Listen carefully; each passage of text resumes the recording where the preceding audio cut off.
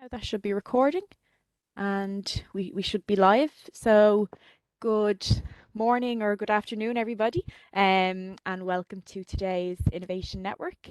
So we are delighted to be joined by Jade O'Toole, Fred Creedon, and Caitriona Heffernan, who will be joining us shortly. So we will, sorry, I'm just seeing everyone joining, so I'm going to give it another couple of seconds just so people can get into the event. So just bear with us.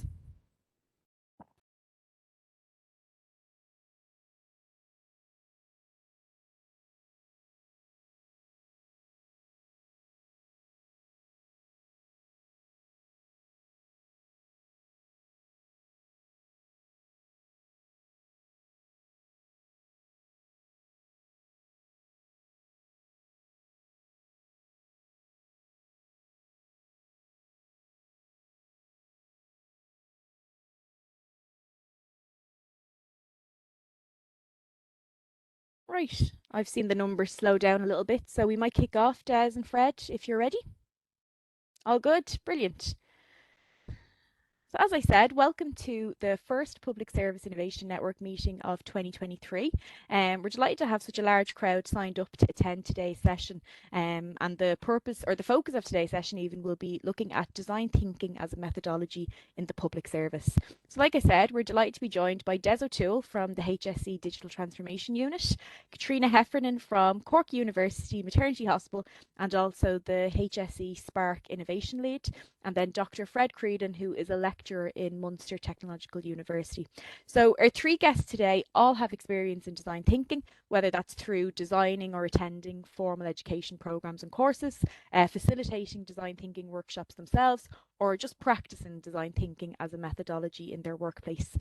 We're going to have three presentations. So each guest will speak for approximately 13 or 14 minutes, and this will be followed by a question and answer session at the end. So we do encourage you to submit any questions or comments that you have via the chat function, and we will put them to all of the guests at the end of the session. So before I hand over to Des, who's going to kick us off today, I just want to share some context for this session and why we're hosting it. So design thinking aligns with priority 1 of the Public Service Innovation Strategy, which states that we will put citizens and users at the centre of innovation to enhance their experience of public services. And we will do this through listening to and engaging with our citizens and users. So if you're interested in or involved in innovation in any way, you've probably come across design thinking. So design thinking is a human or a user-centered approach or methodology to innovation. And by this, we mean that when you engage in a design thinking session, you are anchored in the user's needs. You empathize with users, you learn what they want from a service, and you use evidence to drive any decisions that you might make. So there's a number of steps usually that are involved in the design thinking process. I'm not going to get into them now, as I know they will be mentioned later on in the presentations. But I suppose design thinking is a new way of thinking about our users, a new way of thinking about their problems, and a new way of thinking about and developing solutions with our users. And it's a mindset that we can employ through our work. So it's also linked to the recently launched design principles for government. So these were launched last October as part of Innovation Week, and there are 10 principles within this document that can help us to, I suppose, begin to introduce a design mindset to the public service. So these principles are aligned quite strongly with the design thinking methodology. For example, one of the principles is we will design services together, and this emphasises the collaborative nature of design thinking. Another one is we will build, test, learn and iterate, which emphasises the experimental and fast-paced nature of design thinking. So I would encourage you to take a look at these principles, which are available on our website, ops.gov.ie. Our December Innovation Network session focused on these principles, and this was recorded and is available on our website if you want to watch it back. So I'm really excited to hear from Des, Caitriona and Fred about their thoughts and experiences using design thinking as a methodology. So I'm going to stop talking and I'm going to hand over to Des, who will kick us off. So Des works on the digital transformation team in the HSE and uses design thinking in their approach to developing and delivering new innovative services for the public. So let me just make sure you have presenter rights there, Des, and you can share your presentation and take it away then. Okay, that's great. Thanks, Jade.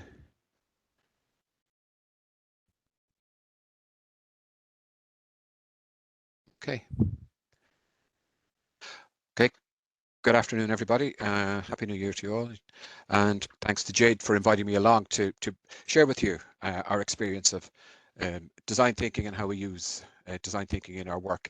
So what I would share with you today is just some of the background on design thinking. In 15 minutes, it usually takes a lot longer than all of this, but we'll fly through the basic principles of all this, and then I'll share with you an example of some work that we're doing in Donegal with the community virtual ward. So the title of my presentation is Problems, Not Ideas. So we prefer people, to come along to say, we really have a problem with this. Would you be able to help us with this? Not come along with ideas and solutions, because that just goes against the grain of design thinking. So just to introduce to you quickly to say that we have HSE, our digital transformation roadmap, is 9 steps there. You can see. So we would say we would start, there's a problem with that. I think, oh, now it's working. That's okay. And what we would say, look, I would just talk today about getting as far as step 4, which is, so we would start communication. We'd go through the exploration phase of what we would do in terms of the innovation pipeline that we would have. Then we'd have a living lab structure where we would work with the teams. Then we have design thinking workshops where we do all of our design thinking work, and then design thinking feedback. And that's where we would go to. We get as far as that today. But say, why would we talk about design thinking? And so we would say to be truly innovative, we must elicit and understand the perspectives of those impacted by the services we developed. And also, just to expand on what Jade has already said, effective design is user-centered, it addresses a tangible problem, and is rooted in empathy. And the key to really good design thinking is empathy. We would say that the highest form of knowledge is empathy, because it requires us to suspend our egos and to live in another's world. So we focus on addressing human needs through the key principles of design thinking: problem identification, insight generation, and deferral of judgment, because this dramatically increases the likelihood of viable solutions with a meaningful impact, and allows us to become really creative in our approach to solving complex problems. And creativity is really where it's all at as well in all of this. So it's empathy and creativity. So what we say is, so it's about empathizing, defining, ideating, prototyping, and testing. And this just,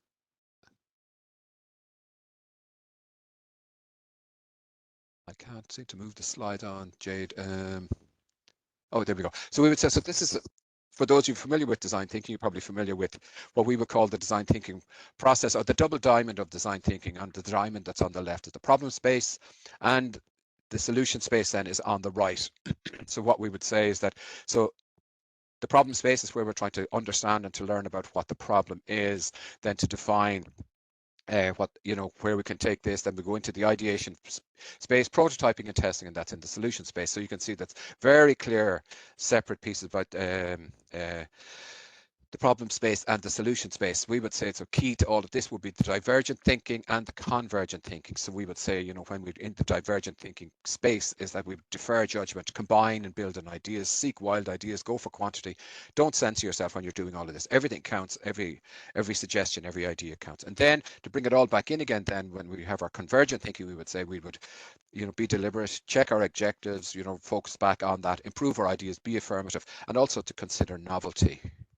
Now, we would go, so within the digital transformation team, we would have 10-step design thinking model. There's many models to do this, but essentially they're all based around creativity, empathy, and the double diamond.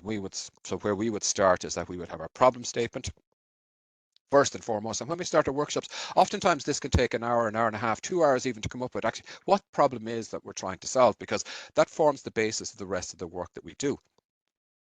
We would say then we go our stakeholder map. So who are the key stakeholders in all of this? We have a dartboard type approach to this. So the closer you are to the center, the more important you are to this piece of work. Then we do our empathy mapping, our end user journey map, and then we build a persona around all of the work that we've done. And it's only then that we come into what we would call as our opportunity statement, or the idea that you brought along to us in the first place. And then we go into an ideation phase where we have multiple ideas to help solve the opportunity, or to build on the opportunity statement that we have. And then from that, we come up with a concept proposition, a service scenario, and then a prototype that we will take to testing. So that's essentially, that's the 10 step. Now, this can take anything from a day to 2 days or 3 days, depending on the work, depending on how large the project is and how large the group is. The kind of people that we've worked with in the past in groups will be, for example, we do some work in CAMS, so that's child and adolescent mental health services around ADHD. We work in chronic disease management such as heart failure, diabetes, COPD. We're doing some work with disability services, but we're also doing some work with the patient and service user representative groups as well that come and meet the HSE as well, although it's not necessarily a digital solution that we'll be working towards, but to use the process and the principles behind design thinking, that's a significant benefit to this group. So if we do it well, it captures the mindsets and the needs of the people we're creating for, and it paints a picture of the opportunities based on the needs of these people. So we said it's all about creativity, and creativity is intelligence, having fun. And Elizabeth Noller was a mathematics professor back in New York State University back in the 50s. So Elizabeth said that creativity is a function of knowledge, imagination, and evaluation. And that's what we would say this fits really nicely into the design thinking piece. And then eventually, or at time came by, back when she moved from the 50s into the 60s, it's about attitude. It's about the people that come into the room. They have to have their head in gear. Their head has to be in the right space. We don't want naysayers or negative people coming into the room trying to scupper the work that you're trying to do. So you got to come in when you're doing all of our design thinking work, and you got to come in with the right attitude as well. Of course, you can challenge and you can question and do all of that sort of stuff because it's really important as well. But it really is that knowledge, imagination, and evaluation. So to summarize that piece, what it says is creativity is the sum of your attitude times your knowledge, times your imagination skills, and times your evaluation skills. And knowledge is obtained through our life experiences. So what we'd say is that that's where the wisdom comes from. And that might be the older person that's sitting in your department or your office who's been through this for the last 20 or 25 years, but the knowledge and the wisdom that they have gained through the experience that they have had in working your department, working your area, is invaluable to this process. So it's really, really important that we include everyone in this process. Then our imagination skills. So this is the divergent thinking. This is one's ability to generate ideas or to make connections. And then the evaluation skills. That's coming back then to the convergent thinking. And that's examining the pros and cons of a particular idea. So to illustrate this, we'd say there's the user, what their need is, and then what insight do we have from this, and then from this we'll come up with a problem statement. So I'm going to base this, the rest of the talk is based on a project we had around a community virtual ward for people living with COPD or chronic obstructive pulmonary disease up in Donegal. So the users, those people living with COPD, so the first thing they said to us that we're not patients, don't be calling us patients, but we're actually people living with COPD. But they have 46 emergency admissions per annum into Letterkenny Hospital. The HSE's job to be done is to reduce the number of admissions and to ensure that the quality of care for those patients is not compromised. And the patients' need, we feel, is to learn more about COPD and how to manage their COPD. Insight then is people will participate in any work that you want to do once they perceive it as beneficial. So it's about getting down and dirty with them and negotiating with them and talking to them and saying, we'd really like you to be involved and help us to develop all of this. So the problem statement that we had from this project was that given that I know very little about my COPD and have lots of hospital admissions, how can I learn to manage my illness? So as you can see, this is very patient-centered. This is about the patient and this is about the service user. So what did we do? So this is a device. I'll tell you a story about a chap called Liam Bradley. And Liam, and this is the evidence around this and the data around all of this is from the year 2022. So it's last year's data. But from January to April last year, Liam had 6 admissions to hospital with an average stay of 10 days. So that's 6 each time. So that's 60 out of the first 120 days of last year Liam spent in Letterkenny Hospital being treated and managed for a COPD. Is there something we can do to make this better, and how can we work with Liam, and how can Liam help us to build a service that will allow him to manage it at home and to stay at home? So this is a device called RespirSense. So it's an automated continuous respiratory rate monitor.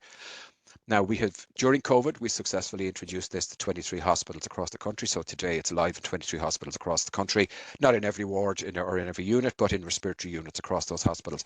And it gives continuous feedback on the patient's respiratory rate, because respiratory rate is the first vital sign that you'll see a deterioration in if the patient is deteriorating.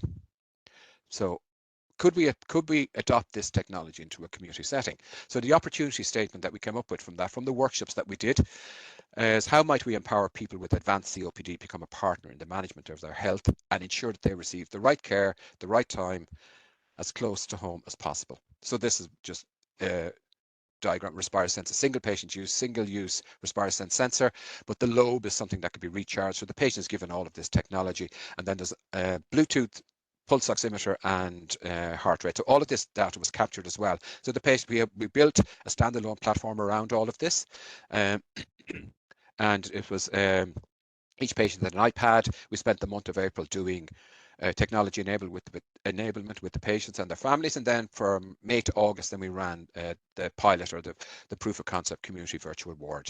The platform was built with us by an Irish company called My Patient Space, and PMD are an Irish company in Cork who actually developed RespirSense. So this was a global first in terms of managing purely respiratory rate to manage people in community with chronic respiratory illness. So that's just a little bit more about RespirSense. So abnormal respiratory rate is the first sign of deterioration, etc., etc. So you can see the slides there. We've already talked about that here. So community virtual ward is developed as an alternative pathway for people living with COPD. Key objectives: shift patient care from hospital to community, deliver and integrate community services, that is care provided by GPs, pharmacists, public health nurses, community intervention teams, community outreach as an alternative care pathway. And our opportunity statement again is to empower people with COPD to become a partner in the management of their health and ensure that they receive the right care at the right times close to home as possible. So this essentially is an infographic about patients admitted to the ward, they're enrolled, the data, how we use the data, and then offboarding. So that's the cycle there that they will go through. Now we would share these slides afterwards with you, but because I'm really conscious of time, I just want to fly through this with you. Or if anybody wants to contact me separately afterwards, then I'll be more than happy to have a chat with you as well. So the economic, we did, so when we do all our work, yes, it's really important that we design it well and that it's robust and that we're happy with it before we go to proof of concept. But when we get to the evaluation stage, we also will do clinical evaluation, but we'll also do an economic evaluation. There's a value for money piece. So we had 10 patients monitored in terms of costs and outcomes collected and recorded before and during the community virtual ward admission, and the period of time was 12 weeks, May to August 2022. So the clinical outcomes, respiratory rate using RespirSense, pulse oximetry and pulse rate, and then the generic health outcomes. So we had quality of life questionnaire, COPD assessment tests, and understanding COPD questionnaire. So this was all patient reported either on a daily basis or before they enrolled into the program or at the end of the program. So we just to get, and I'll just take a little drink if that's okay. So for the year before that, so go back to 2021 now at this stage, the 10 patients that we had enrolled had a total of 46 admissions to hospital with COPD. They used a total of 892 bed days. They had ambulance transfers, 92 ambulance transfers. So they were taken to the hospital when they were acutely unwell, but also driven back home or given a lift home in the back of an ambulance as well. So the cost per inpatient stay, a day per stay, was 820 euros per day in hospital. Cost per ambulance transfer, we estimated at 500 euros. We couldn't nail that down because we could have had some people living way over in Donegal Town or Glenties or somewhere like that, you know, and they got to make the trip over to Letterkenny Hospital. So it's quite a distance. So that's the kind of distance that we're trying to estimate as we took into account the ambulance transfer and carbon emissions and all the things that are involved in transporting people. So total potential cost savings in 2021 were 777,440 euros. So that's the hospital model versus the community model. So we just say, so I'm not an economist and I'm not that researcher. My background is nursing. I've been a nurse for 40 odd years. So, but when we looked at, so these are questionnaires that the patients completed, that there's significant change, particularly on the right hand side there, as you can see. So there's understanding about COPD on admission 47.3 and 64.0 on discharge. Overall change is 16.7. So the P measurement there is 0.05, which is very significant, 0.03 in the next one. No change in the next one, but we figured that was as a result of the education and training that the patients would have received prior to starting the trial. So throughout, so nobody was admitted to hospital in the 3-month period. None of the 10 patients, bearing in mind the number of admissions that they had the previous year or the number of admissions that Liam had prior to being admitted to the community virtual ward. So GP prescriptions, so there was 8 GP visits for the 10 patients throughout that, total cost of 520 euros.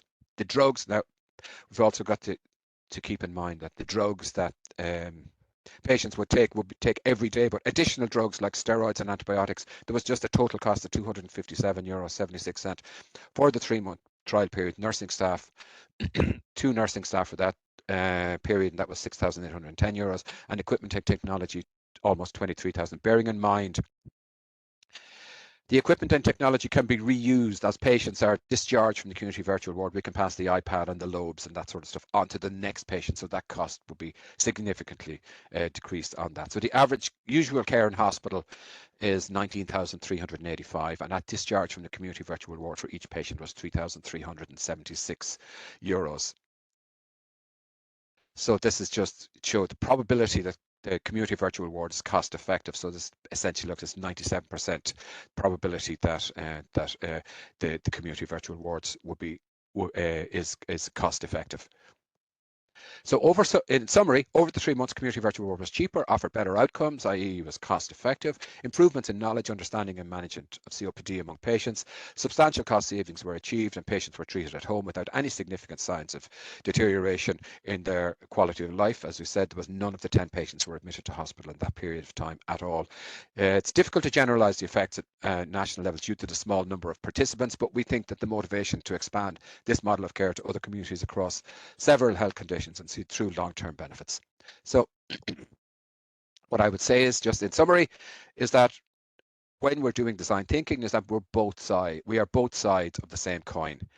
And that's me done. Jade, thanks very much. That's brilliant, Des. Thanks a lot for sharing. I think a really, really interesting presentation, and great to see that, you know, the design thinking process is in action across healthcare. I think the community virtual ward example that you shared is a really excellent model, and you've demonstrated that it was effective and that it potentially could be rolled out to other areas of healthcare. And I think it's really timely, given what's going on in our hospitals at the moment, to see that, you know, the HSE are trialing and piloting these methods, and hopefully we'll see more of that in the coming years for other health conditions. But that's brilliant. We've a couple of questions for you already, but we'll hold them till the end of the session, if that's okay. And I can see Caitriona is ready to go. So let me just make sure that you have presenter rights, Caitriona, so you're able to share your slides. And we can't hear you. Are you on mute there, Caitriona? Oh, let's just give Caitriona a second.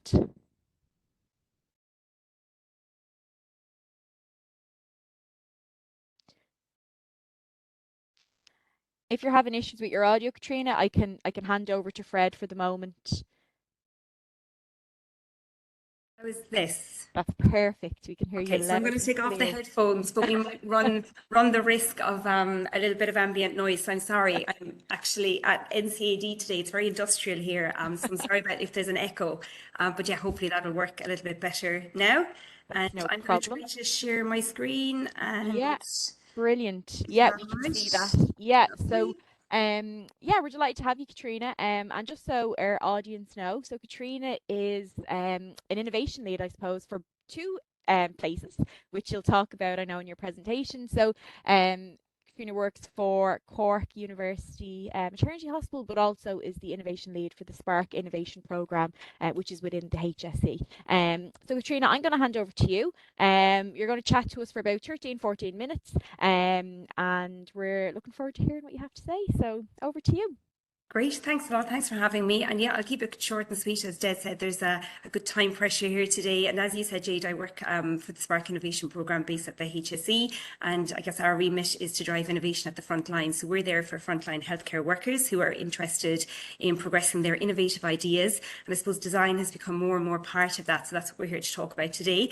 So I'll just whip on through this presentation straight off. So I suppose really just to kind of give a bit of context about where design sits within the Spark Innovation Programme. And we have recently developed our pillars of activity within the programme, and we had lots of debate about design and design thinking as a methodology, and whether it would sit more comfortably under a methodological process, that it's one of the methodologies that we use to drive innovation. But actually we feel that it's more than that. It actually transcends just a methodology for us, and it's really more values based on how we really firmly believe in human-centred design, and that should be at the core of everything we do in developing healthcare services. So it actually sits independently as its own pillar, and then that manifests in different ways, and I'll go into that now in this very brief presentation. So when Jade asked me originally to make this presentation, I asked her, are we talking about design, little d, big D? Are we talking about the design that happens all the time? We're always designing services, no matter where we work across the public sector. We're always creating new ways for our patients, in our case, or citizens, or service users, clients, whatever our users are called. We're always creating new ways for them to access the services that we have available to them. And so whether we're doing that mindfully or non-mindfully, that we are actually sitting in a design space, we are designing whether we like it or not. And I suppose the more we've become involved in design within the Spark Innovation Programme, we really see now that there is that kind of a difference between the kind of design that we want clinicians to be involved in, and then what we see as being the really specific and expert insight that a designer, a qualified designer, whether that's product designer, interaction designer, service designer, graphic designer, that they can actually bring to the health service. And we're really keen that at some point our ambition would be, the vision is that designers would sit alongside their colleagues at the front line, delivering on projects within healthcare. And you obviously would then have that kind of problem ownership, or that deep area of expertise or insight owned by the clinician, but that you have the designer there then really bringing that design piece forward. And we feel really strongly about that, and it's becoming, I suppose it's the way that we're working is kind of emphasising that more and more as we go on, and I'll show that to you now in some of the examples that I have to go forward with. So I suppose I've stolen this from Trevor Vaugh, that we work a lot with, and I know that Jade, you've had him on before on the network talking about the design principles for government, and I think he stole it from Peter Drucker. So this whole idea of designing the right thing and then designing things right, and I suppose that maybe comes back to what I just talked about there, with having that differentiation between having clinicians very orientated towards design thinking, and being very clear about that idea of a deep discovery phase, making sure that we're really designing the right type of thing, that we're being human-centred, that we're talking to our patients and our service users about what they need, what their problem space is, what the pain points are for them, and then that we would design design the thing right then at the other side. And it's maybe a personal view, but I think it's reflected in across all of my colleagues within the Spark Innovation Programme, that really that's where we see that the designers really do bring their unique expertise into that area then around designing things right, and be that service design, which Fred will talk about after me, that very kind of specific and particular type of design, equally product design, interaction design, etc. We really think that they have that skill set to bring in there. And so I suppose that's what this slide is looking at, that whole idea of designing the right thing in that research and that discovery space, that defining exactly what it is we're going to look at. And then in terms of the ideation, the build, the prototyping and the testing, that we would have that design with a capital D support in order to be able to do that well.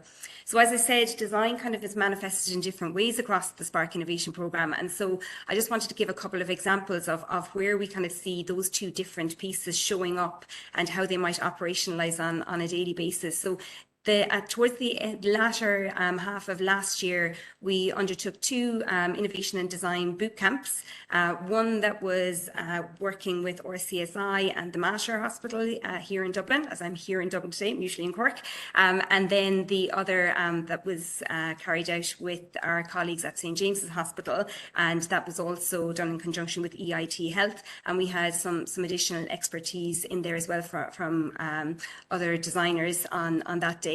On those 2 days. In fact, it was a 2-day boot camp. So the one at St James's that you can see some imagery of here, I suppose this is kind of spanning or showing the what we would kind of consider the design thinking mindset that we want to develop among clinicians, so that when they start to look at a problem space, that they really deep dive into it, that they spend time with the clinicians or the patients who are, operating in that space, who are experiencing the day-to-day pain points of trying to access services in the way that they currently exist, or in a way that we aspirationally, we're planning to develop a new service, what their needs are and what they want from their services, and kind of sitting in that problem space for a long time. Because I do think that it's often the case within the health service, and maybe historically, and I think it's the nature of healthcare workers, that we're really solution orientated. We try to get to the outcome very quickly. We want to make people better. We want to make things better. So I think we're kind of we're hardwired to go to the solution space very quickly. And so I think the design thinking process really supports us to sit more in that problem space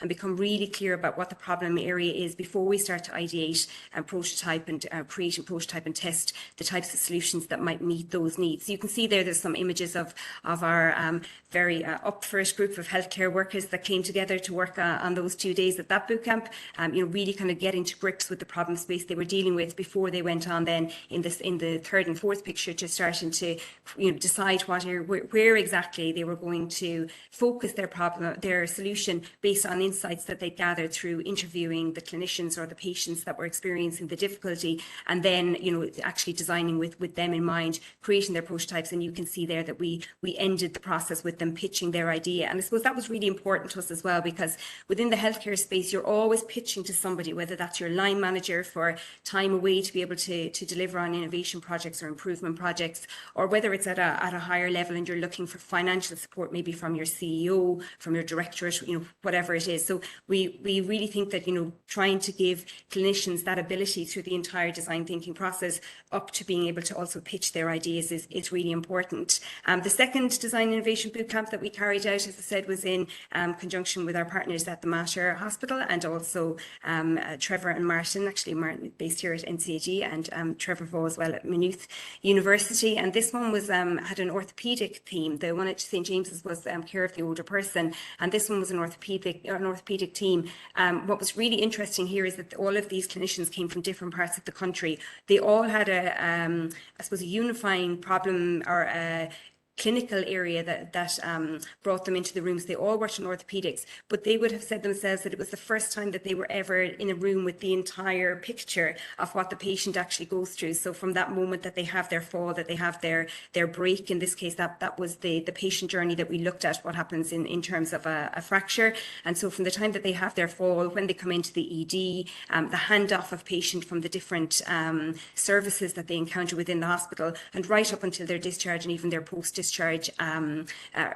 services. And so this really allowed them to see the whole patient journey, grab the whole picture, identify the places that they felt there were pain points, and then design in response to that. And what you got then was a really nice, even though they kind of identified particular pieces, you could see that there were elements of the whole patient journey that were being considered. There was multidisciplinary input, there was insight from the patients that would be experiencing this issue, and it really, I suppose, led to a very kind of fruitful and very whole outcome where all of those things were taken into consideration.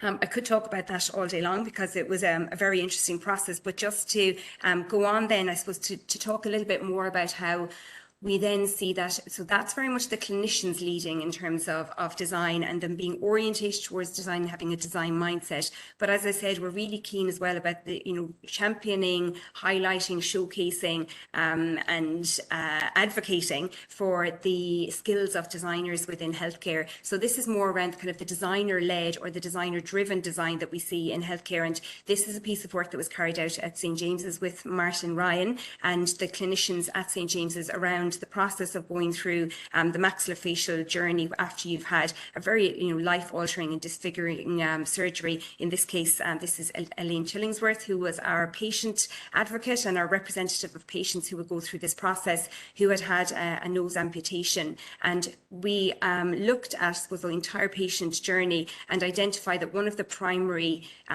issues for Elaine and for patients like Elaine, is the wait that they have in the while they wait for their prosthetic nose to be created to replace the anatomy that they've lost during their surgery.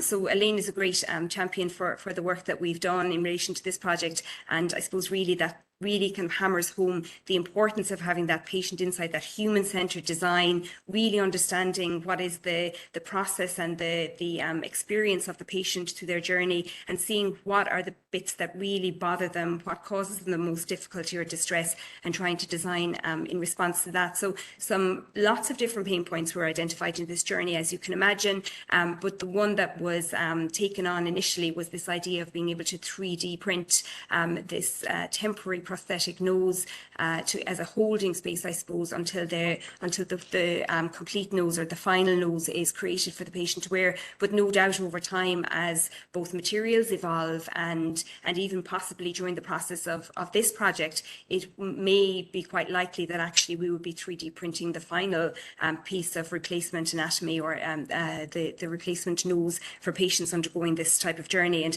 I think there's no doubt that for where we are at the moment in terms of our maturity around design within healthcare and the kinds of expertise that we have a limited cohort of staff and experts who will be able to respond to this kind of need. So I think it really demonstrates how designers are so important to the process. And then also we have, as I said, design is manifesting in so many different ways. And so, in addition to having championing that role that designers play and the contribution that they can make to healthcare design, we're also, I suppose, walking the walk as well as talking the talk, and supporting having designers in residence actually sitting within healthcare institutes. And that's happening right now. So you can see Moira Keane up there in the top left corner. She was the first designer in residence in a healthcare setting in Ireland. She's based at St James's Hospital. In the middle, you can see Alan McFarlane, who is an interaction designer based at the Mater Hospital, and they're those posts are co-funded by the Spark Innovation Programme. And I suppose, as I said, that really solidifies or proves our intent to really position those designers within the healthcare settings. You can see that Moira is holding a product in her hand. James certainly have a real skill and skill set around product design, product development, and although they certainly look at design in a much broader sphere, that does tend to be an area that they're particularly interested in. And at the Mater, then I've just given an example there to the right of some materials that they developed around StrokeLink, which was a project developed for patients who have experienced a stroke. And I suppose that process of what happens in the time following that, and making that process and that journey for the patient and their family, I suppose, more tolerable. It's never going to be a nice experience, but certainly supporting them in a way that in the best way that we can through design, and being, I suppose, informed by great design in how we give information, how we support people around their healthcare journeys. I think that's really been a fantastic outcome at the Mater. And then also you can see we've got Alexander Fives down there in the bottom corner, and I should have put Asia as well, who's another designer that we had this year as design interns. So we ran a project last year. I'm just checking my time, making sure I'm being good for you, Jade. We ran an initiative last year which we're running again this year, and it's open at the moment, so you can find details of it on the Spark website and also on our social media channels, where we engage with the design schools around the country. And there are more of them than you might think. As I said, I'm in NCAD today that I think a lot of people would associate with design, but actually there's a lot of design schools that we're now able to tap into and get the experience of the emerging designers, the designers of the future.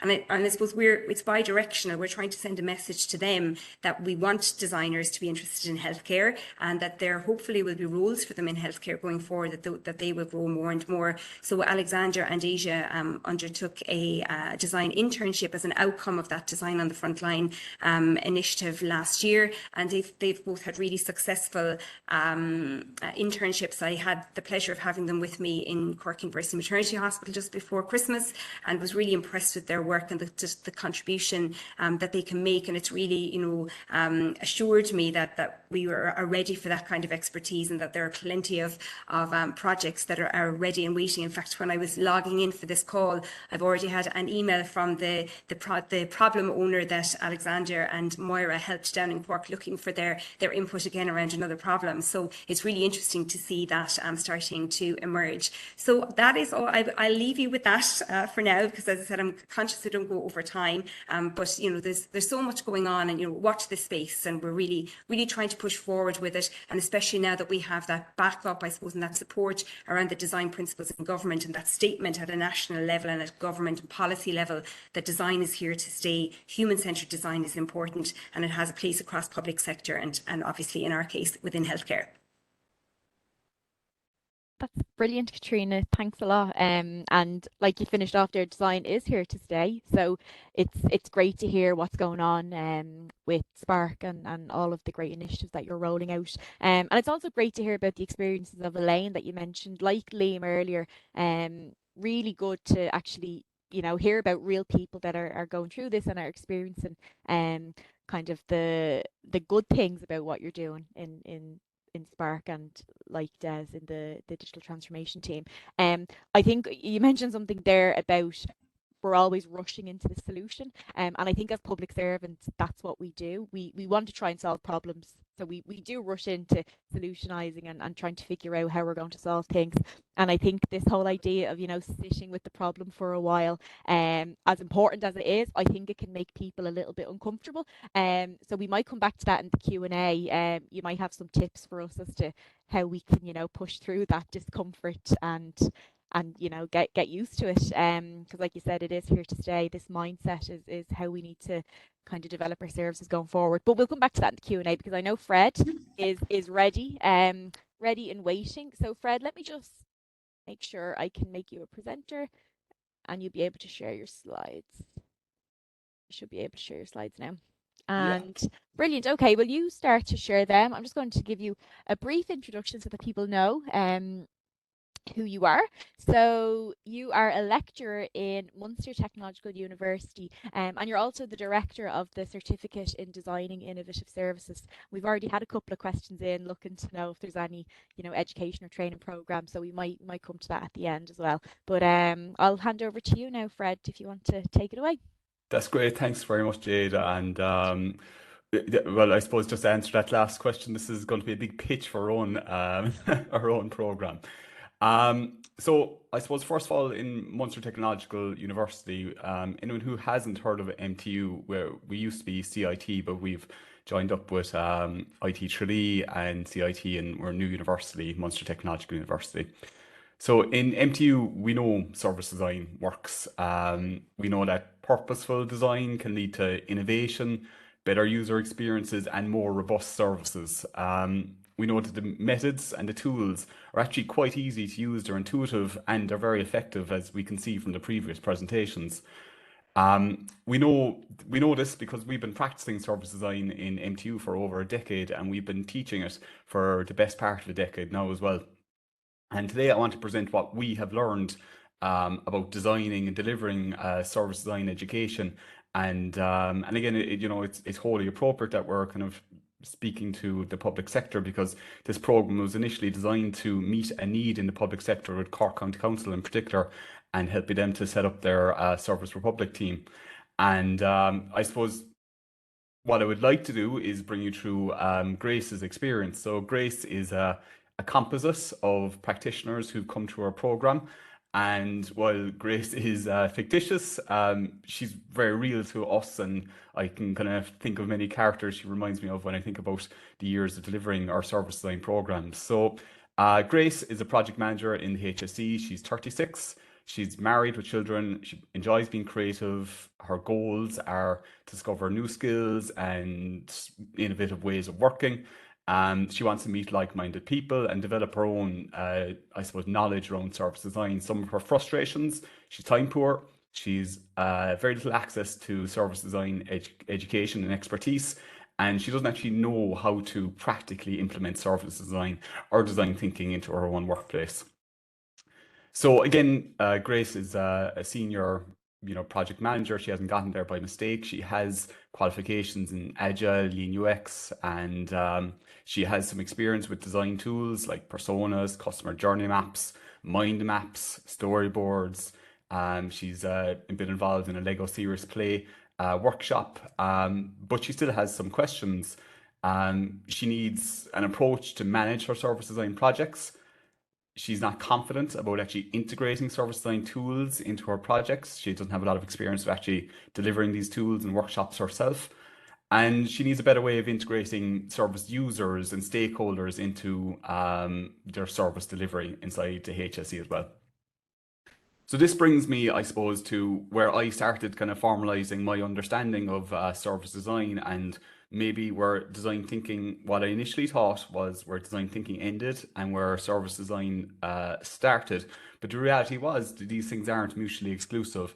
And the way I think of kind of service design is very much kind of informed by design thinking. And there's a lot of kind of, I suppose, principles of service design that are consistent with design thinking. Again, I suppose we started, it's user-centered, it's human-centered. We look at the service from a stakeholder's perspective. And when we talk about stakeholders, yeah, the end user of the service is very important, but so are the stakeholders in terms of maybe the people delivering the service, providing support for the service, etc.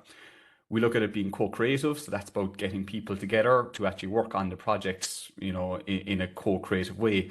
It's not a group of maybe web designers sitting in front of a monitor designing something that looks nice. This needs to have input from all people who are going to be affected by the service.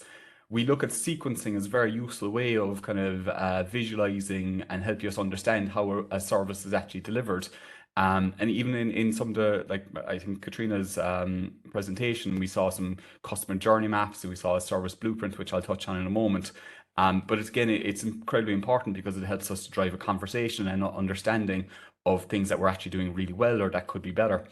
Then we look at evidencing, and it was interesting, I was keeping an eye on the chat, someone was asking the question about testing assumptions, and a big part of evidencing is giving people an opportunity to test assumptions. Prototyping is a very important part of service design, and when we talk about prototyping, we're talking about maybe initially this kind of concept of low fidelity prototyping, where we have something that we can put into people's hands or in front of people to allow them to test elements of it and to test assumptions. And I've had some conversations with Caitriona previously, and she was talking to me about her experience with the service blueprinting workshop. And you can test assumptions by getting people in the same room and having a conversation, where I think it might be a handover from one element, from one service element to another, you might have assumed was difficult, but actually in real life, it might be something that's happening really well. And then finally, we look at, you know, service being holistic. Again, when we talk about kind of something being holistic, we're talking about the entire environment. We've all probably been involved in examples where we're trying to deliver a good service to someone, but maybe the temperature of the room, maybe the layout of the room, maybe the lights being used, maybe the noise and the ambient environment can all contribute to a negative service experience for our user. So these are the kind of principles we think are really important to kind of build into our service design work and to help kind of people learn about. I mentioned the service blueprint, and I think it's a great exemplar for service design. I think it's the one tool we use in service design that's kind of unique in terms of human-centered design and in terms of bringing the components of user experience together with how stakeholders and, you know, the entire environment are designed to maybe contribute to maybe a bad or a very good experience. So I'd like to kind of quickly step through this example of a service blueprint. We can see on the left-hand side here, there's physical evidence, customer actions. We're seeing on-stage or visible contact employee actions, backstage or invisible contact employee actions, and finally support processes. And how this particular, I suppose, tool starts with is a mapping of the customer actions. We try to understand the customer's experience through our service. What we can see here is a very simple example from a hotel where you might start with make your reservation, you arrive at the hotel, you give your bags to a bell person, if it's a nice hotel, you might check in, go to your room, etc., etc. So this is the customer's journey. Then what we start to do is layer elements on top of this. We start to think about, you know, the environment in which it's delivered. So the physical evidence. When you make a reservation, what's the website look like? When someone's arriving at a hotel, are they pull up to the front door and someone taking their car for them, or are they parking under, you know, in a cold, dirty car park, right? These are examples of the physical evidence that are important for service delivery. Then we look at, the customer-facing people. So these are people who are greeting the person when they arrive at their hotel. Then we think about people in the background who the customer never interacts with, and again, they're vital to the quality service delivery. And finally, we look at support processes. These might be paper processes, might be KPIs, it might be information systems, etc., that are designed to support that service in particular. Now, what I'd like to do very quickly is zoom in on an element of this, and we just look at giving the bags to the bell person, and that as an exemplar of how we think about service design holistically. So what we can see is, the patient, or sorry, not the patient in this case. I was inspired by Des and Caitriona before me, but the customer kind of checking into the hotel, and the first person to meet is that bellboy or bell person, sorry. And then we look at, okay, well, what's the physical evidence? What does the cart or the bags look like? Do they have a cart?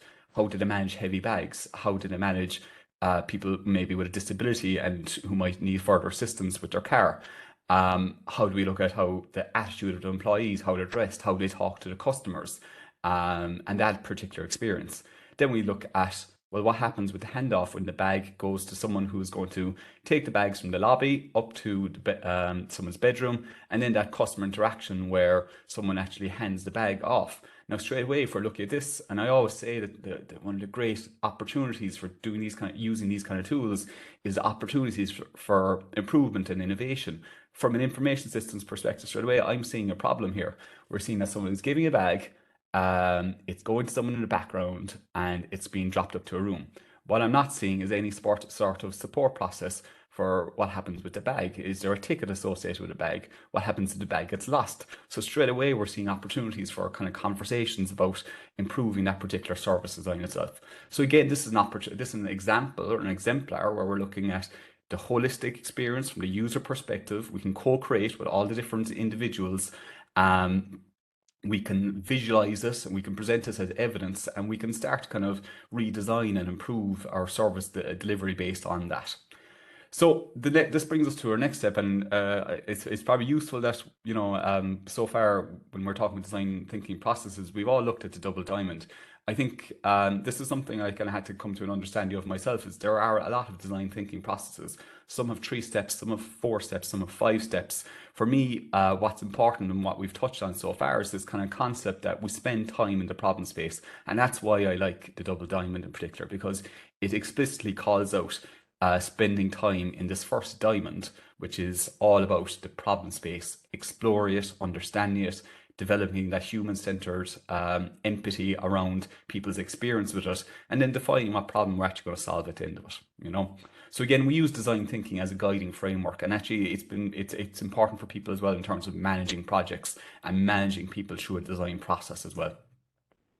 So then we look at developing confidence in people executing these particular tools. What we can see here is one of the earlier workshops I ran, where people were very similar to Caitriona's image earlier of the service design workshop they ran, where we had people working together to design or redesign or understand the service. We've moved online, and I suppose what we've had to identify useful technologies to this, but actually what we're seeing here are, I think, about 15 people working independently of me, practicing their particular tools using Miro as an online whiteboard that they can work on. It's been really kind of effective, and it's allowed us to kind of deliver things differently and in a more accessible way as well. The next step then we think about is actually make sure people have access to a broad spectrum of design expertise. And in particular, we focus on trying to get design and service design experts to speak to people. This is kind of done through a seminar series module where we have different guest speakers who come in, and we have an opportunity to listen to them, talk about a particular topic, and ask them questions about it.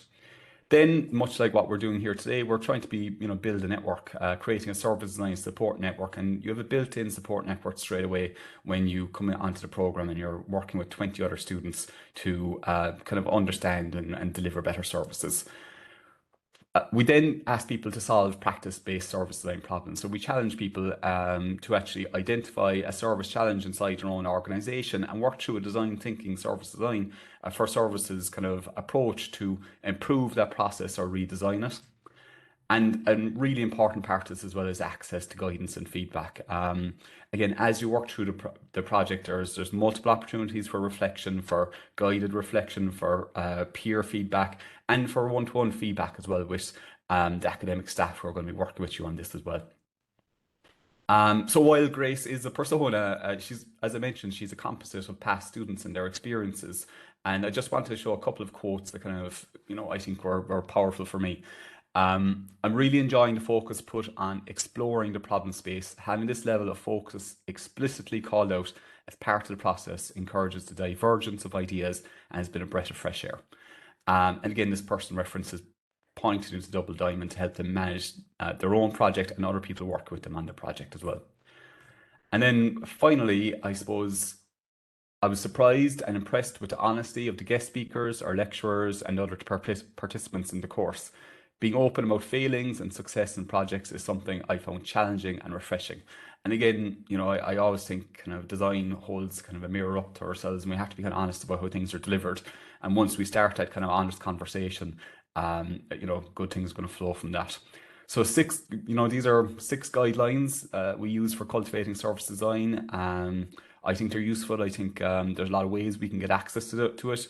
Could be through a program like ourselves. It could be kind of through informal networks. Could be through the public service innovation network. There's a lot of ways we can kind of develop these competencies. So I suppose next steps, we're part of a user design education ecosystem in Ireland. What we offer is a 3-month part-time 10-credit level A program. Gives people an opportunity to dip their feet and establish first principles, understanding of design thinking, service design. There's a lot of master's level programs in operation under Ireland, a lot of different ways of actually developing our own service design expertise. Our particular program is Springboard funded. I encourage people to take a look at Springboard Plus funded programs. Again, for people in work, it provides 90% funding. So in our case, a €900 program becomes €90 for the individual or the employer who are supporting that. And then finally, get in touch. I try to be active on LinkedIn when I can. You can get in touch with me on LinkedIn through just the address is there, on Twitter, or my email address is there as well. Always happy to talk. So that's me. Thanks very much, Jade, and I will hand you back. Brilliant. Thanks a lot, Fred. Sorry, my camera. Excellent. Brilliant. And I know we've had a lot of questions in about programs and further training. So thanks a lot for sharing your particular program. But like you mentioned, there are a range of other programs available throughout the country, some online, some in person. And I would encourage people to check out our website. We have a couple of programs on our website, but then check out the kind of colleges online as well. And like Fred said, the Springboard program is an excellent program. And there's a lot of courses available that people might be interested in. That was a really interesting presentation, Fred, and I definitely see a bit of myself in Grace when you were reading out her persona. I was like, oh yeah, that's me a little bit too. And I suppose a lot of the people that are joining us today probably can relate a little bit to Grace as well. You also shared some great tools and an explanation of how to use them, particularly the service blueprint. And I think this will be an great use to those who have joined us today. The example that you shared of the hotel is particularly relevant and transferable to the public services. There are a lot of public services that are, I suppose, frontline and that require someone to walk into a building. So thinking about them in the way that you shared with the hotel, I think is really important. And I know a lot of public service bodies have done great work with service design and using service blueprints, but I suppose there is always room for improvement in that space. But there was a brilliant presentation. Really enjoyed all 3 of the presentations actually, and I know we've had a lot of really positive feedback in. If you can see the chat in front of you, a lot of really positive feedback, so well done everybody, and a lot of questions as well. And I know we're coming up to 1 o'clock, which is the end of the event, but I know Fred, Des and Caitriona are happy to stay for a couple of minutes to ask or to answer any questions.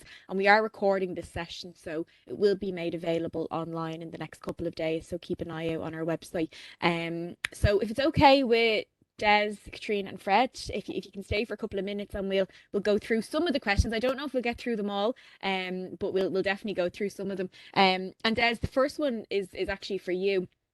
And it's in relation to, I suppose, facilitating these design thinking sessions with colleagues and other stakeholders. And you shared your 10-step model, I think it was.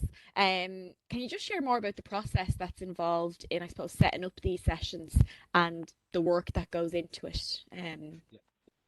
Sure, no problem, Jade, and thanks for the question. I think so. So yes, it's all fine to go down to Cork and do the course with Fred or whatever it is, but I think also need to consider doing some training around facilitation, and there are providers out there who will work with you on facilitating design thinking programs built into what you've done, say, in the first phase. So and then there's general facilitation as well, I suppose. Just gives you the skill to work with people, to be able to, I suppose, read the room, get a sense of what's going on in the room, how to move things along, how to keep things to grow and expand the discussion around the tables and things like that there. So it's really important to have good facilitation skills. Also, what I would say is that, yes, the day that a workshop takes place is probably it's like the All-Ireland final. All the hard work has actually gone in before that, in the preliminary rounds when you're, playing the Munster Championship or the Leinster Championship or whatever it happens to be. It's all the graft, because you've got to meet the teams that you're working with. You've got to get a sense of what they want to do with you, where they want to go. They will also talk to you about, perhaps the stakeholders in the room, the people that are there as well. So it's really important to do lots and lots of good preparation for this as well. And then afterwards, key important piece is the feedback as well that people get. So and it's very difficult for the facilitator to do that, because you can't facilitate and take notes or anything like that as well. So you would take lots of pictures, and I would usually have a couple of colleagues, or one colleague come along with me, Aileen, who would work with me and take notes, and then we would summarize everything and then feed it back. Or we would go back, it would be like step 5 of our 9-step roadmap. So it would be feedback from that, and would say, is this correct? Is this what you were saying? Did we get this right? Etc. Etc. All of that sort of stuff. So the design thinking workshop piece, whether it's a day or 2 days or 3 days or whatever it happens to be, is that piece. If just about facilitation piece as well, is that you have to be switched on all the time. You can't switch off. You got to be tuned into absolutely everything. You need to have plenty of caffeine on board. And you're tuned in from sort of 8 a.m. to 6 p.m., and working with people and keeping going, and things start to flag, and have plenty of energizers and exercises that you can say, right, people are starting to drift off here, the room is too hot, up on your feet here now, and we'll do this. So all of these kind of things that people are familiar with, the practical side of doing all the facilitation. But it is about sticking to and allowing, yes, it's a 10-step model, but people say to us, and we're very familiar with in the public service, people say, oh, can you send us an agenda? We need an agenda. We need to do this. We need to know what. And we don't have an agenda, but we have a 10-step model. And a problem identification might take 15 or 20 minutes. But with some people, it might take an hour and a half or 2 hours. With others, Fred and Caitriona both alluded to this. It's really important to drill down and get into the whole problem piece, because that forms the basis for the rest of what you're going to do. But it's to allow it to run and make sure that everybody is happy with that, and you reach a consensus around all of that within the room, and that this is what you're going to work on. So it's about, there's no, and people should know really that there's no time. This is not going to be 40 minutes and then we'll move on to something else. Then we'll stop for coffee, and then you can go out for a fag and have your lunch or whatever. It's not like that. It's just let it flow, because you never know where something's going to come completely out of left field, which might change the direction of the whole day, which is fantastic as well. That quiet person that we mentioned about, the wisdom and the knowledge and the experience. They've been around for 20 years, didn't really say much, came in every day, clocked in, clocked out, went home. And we all know who they are, but by God, sometimes when you come along to something like this, all of a sudden, the wisdom that they exude brings so much to the table during those workshops. Excellent. And I'm going to ask Caitriona kind of a follow-on question from that. I laughed a little bit when you mentioned an agenda and kind of how obsessed we can be with agendas and knowing what's going on in meetings. We actually had a question in from Clodagh, who asked, what kind of onboarding do participants need or receive to prepare them? And Caitriona, you mentioned the St. James's Hospital example, and I know you've loads of other examples, but maybe you might be able to share, what was the onboarding? Was there any onboarding? Was there an agenda even sent to people before they arrived? So Caitriona, if you want to take that one. Yeah, I mean, I suppose that's something that we consider. So when we were designing the boot camps, we were taking a human-centered design approach to designing the boot camps. And so this was a prototype, and we were seeing how it was going to work. And so we did have discussions about how much onboarding you give people before they come into the room. And in a way, we chose not to give too much detail because we kind of wanted to disarm people a little bit and to have them coming into the room. I suppose they're so used to being expert in their area that we thought it wasn't a bad thing for them to feel slightly uncomfortable, slightly out of their comfort zone, and that nobody got to kind of sit in their expert space or had done loads of research. So they knew all about the D-School model or the double diamond or whatever it was, and so that they could actually sit in the different parts much more easily. So I suppose, yeah, we did create for that bootcamp, in response to the previous bootcamp, one of the things we thought people would benefit from was an actual document, a workbook that they were going to work through as the process went on. So as much as you want people to feel a little bit out of their comfort zone so that they can get their creative juices going and that they can think in a way that they're not used to thinking, we also appreciated that they needed some scaffolding and some security around what they were doing. So I suppose that was the purpose of the workbook. So I hope that answers your question well enough. Brilliant. Yeah, I think I know myself, sometimes I like to know a little bit going into a meeting, but you don't want to know too much. You don't want to be too scared, this new process that you're going to be experiencing. That's brilliant. Fred, I might come to you next and just ask you a question. And I think Caitriona had mentioned it in her presentation about, the difference between the design thinking process itself and then using design thinking as a mindset. Could you maybe share a little bit more about what that difference is between the design thinking mindset and then the actual process itself? Yeah, so I suppose, look, when we think about the design thinking process, we look at existing processes. We all share the double diamond, but if you do a quick Google, you'll find Stanford, IDEO, IBM. There's multiple different kind of processes that people follow, and they all focus on different elements of design, and they call out different things, and they use slightly different language, right? But what I think is what they all help to do is to develop a design thinking mindset, right? So when we talk about a design thinking mindset, it's not necessarily about strictly following a process. It's almost, I kind of think about it almost in buckets, right? Like when we look at the double diamond as an example, we see the first phase of discovery and just trying to understand that. And when you think about a project, it's actually, do we understand this properly, right? Now, there's an important kind of component of design that we all have to kind of think about, is that when what we're designing with is either a service or a product that's in existence, right? It's very rare that we get to design something from scratch.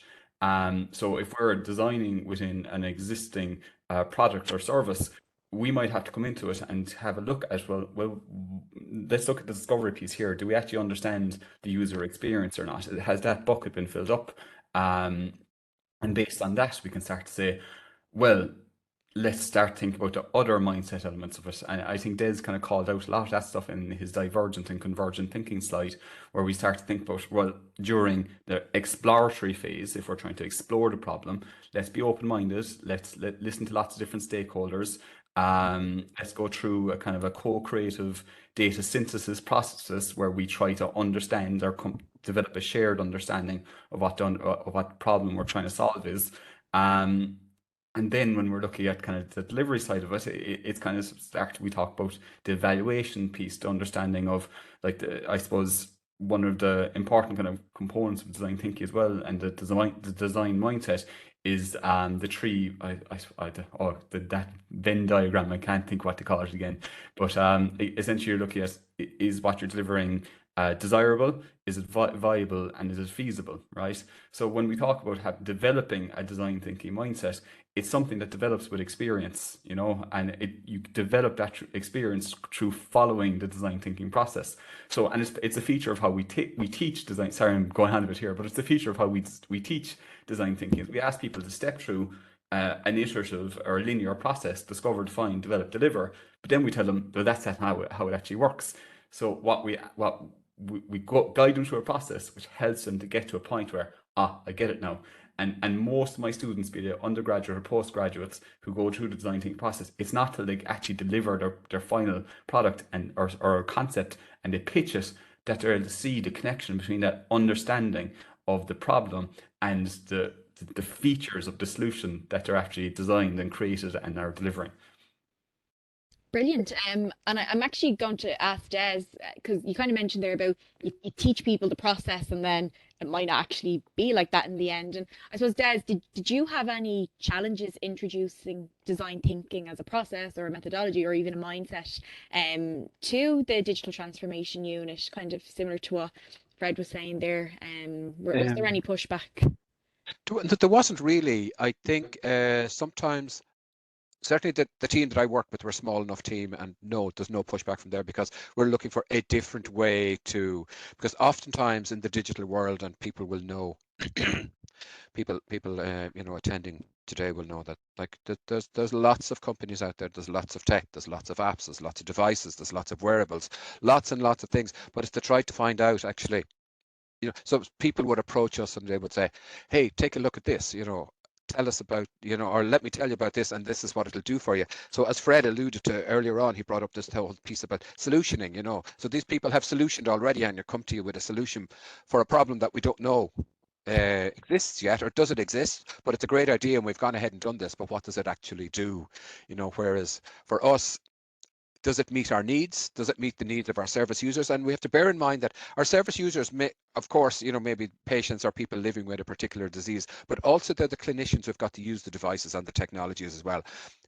So it allows them. So when we start to think about, and Caitriona had mentioned that people often come with ideas and I have a great idea to do this, but actually you have to take a step back there and identify what's the problem, then we can work with you with that. So it's only your idea and it's only your solution to this problem, but what about all of the people, all of your stakeholders? And there's multiple stakeholders.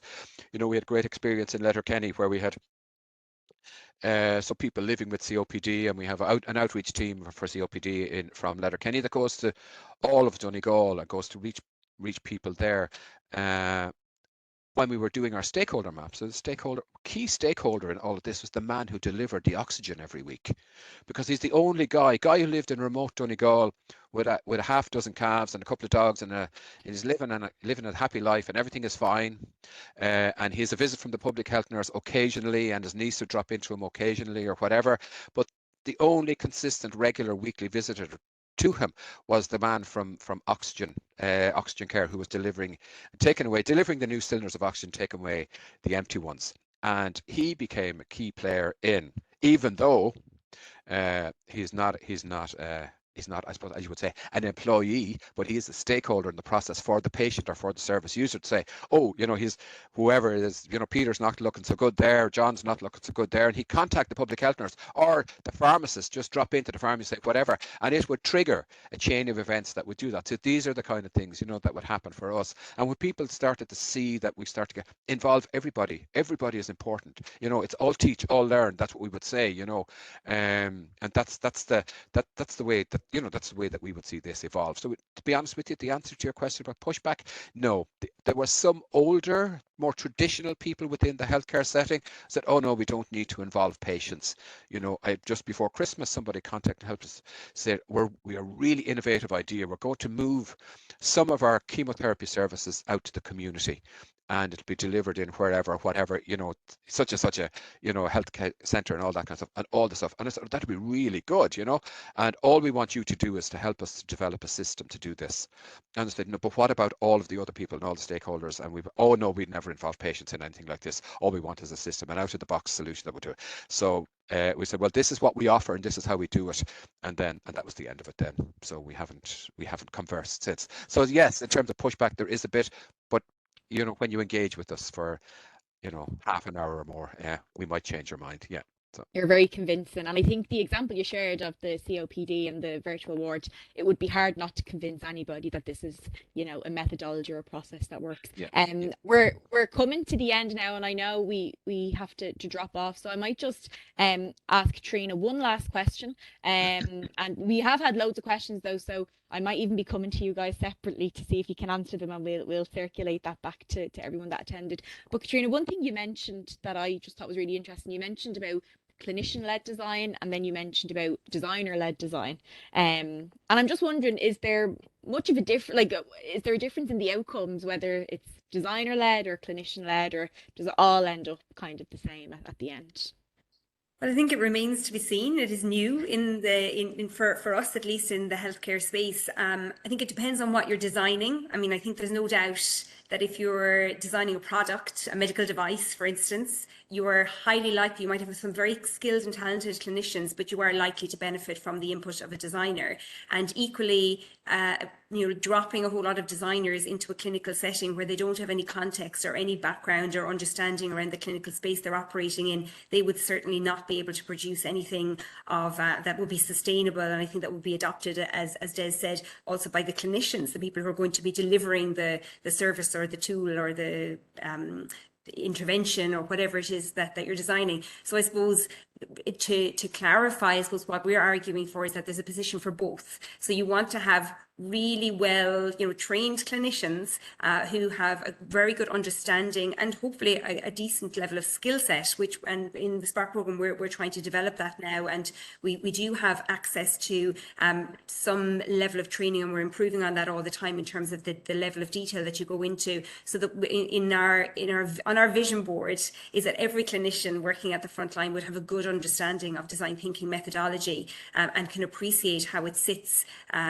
very well, and in fact is essential to delivering great design. And that then you have designers coming in, as Fred said as well, you get that design expertise in the room then, who have design in that particular methodology, that particular level of expertise that can complement and really deliver a high quality product then, whether that's a product or a device or a service for the patient or the customer, the user, the service user. Brilliant. So regardless of whether it's clinician-led, design-led, the design thinking mindset is at the centre, and you want to, make sure everyone is aware of that, I suppose, in the hospital or the healthcare setting. Brilliant. Well, listen, I'm going to give Fred the last word. If people have to drop off, that's absolutely fine, but I'm going to give Fred another chance to push his course that he offers. So just remind us, Fred, where do we need to go to find out more about the programme?